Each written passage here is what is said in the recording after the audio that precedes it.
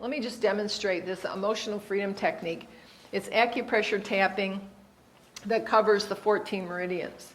The precursor is thought field therapy. Anybody heard of thought field therapy? A number of you. Thought field therapy it's harder to do because you have to learn a recipe or an algorithm of tapping points that correlates to the emotion.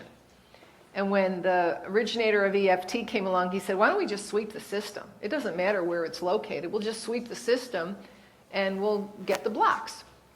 So you have to learn 14 points. You start tapping on the side of your hand, which is a setup. Kids love it, the tapping game. Even though, and fill in the blank with the problem, even though I have this anxiety, if you don't know what to say, just say anxiety or phobia or whatever.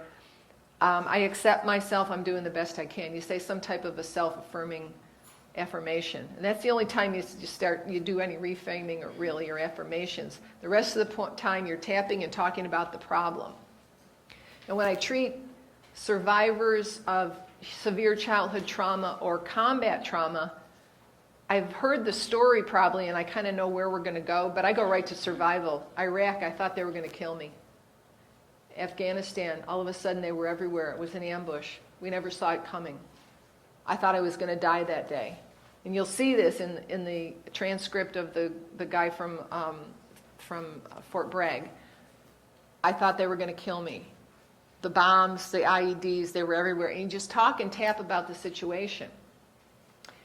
Down under here is the spleen meridian, then you do the fingers, you do a little bit on the back of the hand. This is a triple warmer meridian, which has to do with anxiety or fight or flight. And also the kidney points here. In the Chinese system, kidney is fear. So we're getting into the body by this tapping points as well as integrating the trauma and the mind. And it will come down in charge. You ask them, if this was a movie, I use like the movie technique. I ask them, if this was a movie, what would be the title? And whatever they say is what it is. The guy on my website, there's a video of a guy, he's a corpsman, Navy corpsman.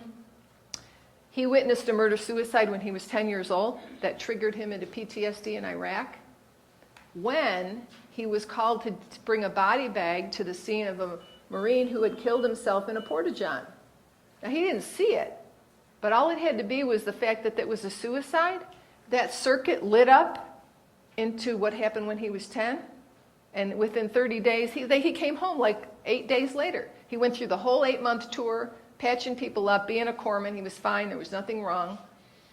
When he hit that, bring the body bag, that circuit lit up to age 10, and he was in full-blown PTSD within 30 days. Unwinding at Pendleton. His neighbor, my neighbor across the street happened to be his supervisor and brought him to me because he was getting worse. And I said, at that point I hadn't done, I said, I don't know, bring him in. He let me videotape it and it was like amazing. But the first thing we did was the suicide.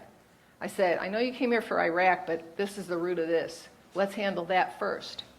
So when you ask them, what does this remind you of, or what's the name of this movie? He said, The Wrong. The Wrong. That's not fine with me. The Wrong. Even though I saw that and I wish I never saw it, I did see it. The Wrong. You kind of start, with the onion and work in.